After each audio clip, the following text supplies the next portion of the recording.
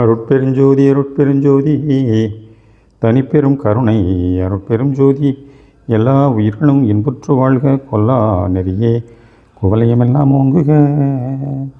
திருவருட்பிரகாச வள்ளல் பெருமான் இந்த உலகிற்கு உகத்தளித்த சுத்த சன்மார்க்க நெறியினை தமது சொற்பொழிவுகள் மூலமாகவும் நூல்கள் வாயிலாகவும் இலகுவாக அனைவரும் புரிந்து கொள்ளும் வெளியிட்டவர்தான் திண்டுக்கல் சுவாமி சரவணானந்தா அவர்கள் தயா விளக்கமாலை என்ற ஒரு பதியத்திற்கு அற்புதமாக சொற்பொழிவாற்றியிருக்கிறார்கள்.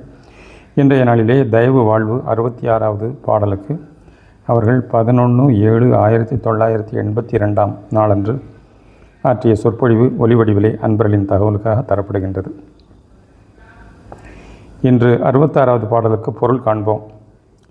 இப்பாடல் புனை பொருள் இதுவாய் என்று தொடங்கப்பட்டுள்ளது. புனை பொருள் இதுவாய் பொய்படாதுணர புதுதயா ஒழுக்கமே பூண்பீர் வனை மொழி சோதி மதியெனப்படுவ வளரொளி ஆன்மனன்மணியே வினையொழி நம்பன் வியனுற நம்மை மேவிய வடிவ நம் ஆன்மா நினைவர இதிலே நிர்மல வாழ்வு நிலைகொள நிலவும் இங்கேதே. நினைவர இதிலே நிர்மல வாழ்வு நிலைகொள நிலவும் இங்கீதே நிலவும் இங்கு ஈதே. இப்பாடல் சென்ற வார பாடலின் கருத்தை மேலும் விளக்குவதாகவே அமைந்துள்ளது. இப்பாடலின் பொருளை காண வேண்டுமானால் சென்ற பாடலின் பொருளை நினைவுபடுத்தி கொள்ள வேண்டும். மேற்றிசையில் தோன்றும் பிறைமதியே நமது சிறநடுத்தலத்தை விளங்கும் தெய்வீக பகர்வடிவ தலமாகும். பின் வளரும் 13 நாள் மதியே 13 அசை கொண்ட அருட்பெருஞ்சோதி தனிப்பெருங்கருணை தயாபெருஞ்சோதி தனிப்பெரும் தயவு என்னும் மகா மந்திரமாகும். இந்த கடவுள் உண்மை வெறும் கற்பனையோ புனைந்து கூறப்பட்ட பொருளோ அல்ல. இக்கடவுள் உண்மை எங்கும் எப்பொழுதும் நித்தியமாக விளங்கி கொண்டுள்ளது ஆகும். எங்கும் நிறைந்து விளங்கும் இறைவனின் உண்மையானது நாம் அறிந்து உணர்ந்து கொள்ளும் பொருட்டே நம்மில் தயவாக விளங்கி கொண்டுள்ளது. தயவு என்ற சொல் கடவுள் உண்மையை முழுவதுமாக உணர்த்துவதாக உள்ளது. த எங்கும் நிறை அகண்ட ஆகாசம் தகராகாசம் ஆகவும் ய ஆன்ம வடிவம் உ பெருஞ்சோதி வடிவாகவும் விளங்குகின்றது. தயவு என்பதை கடவுள் தயவு ஜீவ தயவு என்னும் 2 நிலைகளில் உணர முடிகின்றது. கடவுள் தயவு என்பதை தய உ என எழுத வேண்டும். இதில் உள்ள உகரத்தின் கோடு ஆனது தயாபிரஞ்சோதியின் ஒளி கதிராக அண்டாண்டங்களுக்கும் செல்லக்கூடியது. ஜீவதயவு என்பதை தயவு என எழுத வேண்டும். இதில் த என்பது தலைநடு சிதாகாசத்தே மெய்யறிவாக விளங்குகின்றது. இது 6 அறிவு கடந்த 7வது அறிவு நிலை. எனவே த என்ற எழுத்தும் தமிழ் மொழியில் 7வது உயிர்மை எழுத்தாக உள்ளது. யகரம் நமது உயிர் உணர்வாக விளங்குகின்றது. உ என்பது நமது உடலாக விளங்குகிறது. உ என்பது இவ் ப்ளஸ் உ என பிரியும். இவ் அருட்பிரணவ ஜோதி வடிவம். உ என்பது 5 சக்திகளாக விரிந்து செயல்படும் தன்மையை விளக்குவதாக உள்ளது. இந்த உகரம் 5வது உயிர் எழுத்தாகும். இது பிரபஞ்சத்தின் ஐஞ்செயல் காரியப்பாட்டையும் மனிதனில் அருட்சக்தியாய் விளங்கும் ஐஞ்சக்தி செயல்களையும் விளக்குவதாக உள்ளது. கடவுள் தயவே அணுதோறும் நம்மிலும் விளங்கி கொண்டிருந்தாலும் அதனை நாம் உணர முடிவதில்லை. ஏனென்றால் கடவுள் உண்மையை உணர்வதற்கு ஜீவதயவு நம்மில் பெருக வேண்டும். அதற்கு உண்மையான தயா ஒழுக்கத்தோடு வாழ்தல் வேண்டும். வள்ளுவப் பெருந்தகையாரும் தம் குறட்பாவில் பொறிவாயிலைந்த வித்தான் பொய்தீர் ஒழுக்க நெறி நின்றார் நீடு வாழ்வார் என்று குறிப்பிடுகிறார். பொய்தீர் ஒழுக்க நெறி என்று அவர் குறிப்பிட்டது பிறப்பை ஒழிக்கும் வழியே. அவர் காலத்தில் பிறவாமையே வேண்டப்பட்டது. இதனால் ஐம்புலன் உணர்வுகளையும் அடக்கி ஒடுக்கி உள் ஒளிர் கடவுளான்ம ஒளியை அறிந்து உணர்ந்து அந்நிலையிலேயே நின்று விடுவது முடிந்தபடிவாக கொள்ளப்பட்டது. இந்நெறியில் வாழ்வுமில்லை ஜீவதயவுமில்லை. வள்ளல் பெருமான் கூறிய உண்மை நெறி விளக்கம் என்பதில் கருணையும் சிவமே பொருள் எனக் காணும் காட்சியும் பெருக மற்றெல்லாம் மருள் நெறி என நீ எனக்கு அறிவித்த வண்ணமே பெற்றிருக்கின்றேன். இருள் நெறிமாயை வினைகளார் கலக்கம் எய்தியதென் செய்வேன் எந்தாய். தெருள்நிலை இன்றி கலங்கினேன் எனினும் சிறுநெறி பிடித்ததொன்றிலையே. நாம் மெய்யறிவு மயமாக ஒளிநிலை நின்று உயிர் உணர்வும் தயவு நிரம்ப வாழ வேண்டும். அப்போதுதான் கருணையும் சிவமும் பொருள் எனக் காணும் தன்மையை பெறுகிறோம். வேதங்களெல்லாம் இறைவன் அறிவுமயமானவர் என்றும் பிரம்மமயம் என்றும் சொல்லி வைத்தன. அயம் ஆத்மா பிரம்மம், அகம் பிரம்மாஸ்மி, தத்துவமசி என்றெல்லாம் வேதமகா வாக்கியங்கள் சொல்லுகின்றன. உபதேசம் செய்பவரும் அது நீயாக இருக்கிறாய் என்று மட்டும் சொல்லிவிட்டு நீயாக விளங்கும் அது எது என்பதை அவர்கள் விளக்கிச் சொல்லவில்லை.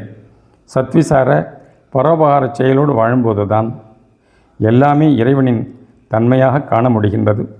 இப்பாடலின் முதல் வரிகளில் புது தயா ஒழுக்கம் போன்பீர் என்று சொல்லப்பட்டுள்ளது. அவ்வாறு தயா ஒழுக்கம் மேற்கொண்டால் வனைமொழி ஜோதி மதி எனப்படுவ வளரொளி ஆன்ம நன்மணியே என்னும் உண்மையை உணரலாம். ஜோதி என்பது சூரியன், மதி என்பது சந்திரன். இவற்றின் ஒளிகளுக்கெல்லாம் ஆதாரமாக விளங்குவது ஆன்ம ஒளியே. புற உலகில் சூரியன், சந்திரன், நிழல், இருட்டு என்று எல்லாம் சொல்லுகிறோம். இவை எப்படி ஏற்படுகின்றன? பூமியானது தன்னைத்தானே சுழன்று கொண்டே சூரியனையும் சுற்றி வருவதால் ஏற்படுகின்றன. நில உலகில் இருந்து உண்டு பார்ப்பதாலேயே ஒளியும் நிழலும் கண்களுக்கு தெரிகின்றன. நில உலகை கடந்து சூரியனை நெருங்கி சென்று பார்த்தாலும் சூரியனில் இருந்து பார்த்தாலும் எங்கும் எல்லாமும் ஒளிமயமே. அங்கே இரவும் இல்லை, பகலும் இல்லை. அதை போலவே நாம் தேகப்பற்றுடன் தேக நிலையிலிருந்து நோக்கும்போது அங்கே நினைப்பும் மறப்பும் இன்பமும் துன்பமும் ஏற்படுகின்றன. ஆனால் கடவுள் ஆன்ம ஒளி நிலையிலிருந்து நோக்கும்போது அங்கே நினைப்பும் மறப்பும் இன்பமும் துன்பமும் நன்மையும் தீமையும் எதுவும் இல்லை. எல்லாவற்றையும் சமமாக கண்டு ஏற்கும் அருள் உணர்வு தன்மையை பெறுகின்றோம்.